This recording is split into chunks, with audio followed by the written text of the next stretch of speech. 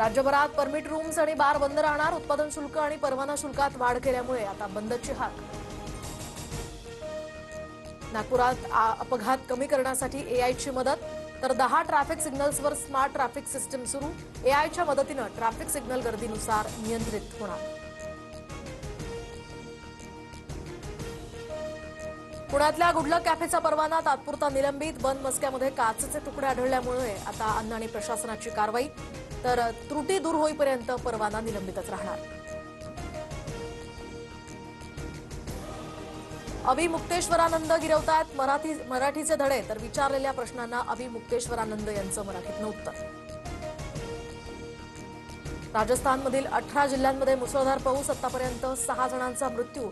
तर मध्य प्रदेशमध्ये सुद्धा पावसाचा हाहाकार. मुंबईमध्ये 51 कबुतरखान्यांपैकी सर्वाधिक 10 कबुतरखाने मालाडमध्ये. कबुतरांच्या विष्ठेमुळे श्वसनाचे आजार होण्याचा धोका. कबुतरखाने तातडीनं बंद करण्याचीही मागणी. इटलीच्या जॅनिक सिनरनं पहिल्यांदाच पटकावलं विम्बल्डनचं जेतेपद. फायनल्समध्ये स्पेनचा गतविजेता कार्लोस अल्काराजला नमवलं. सिनरच्या नावावर चौथा ग्रँड स्लॅम.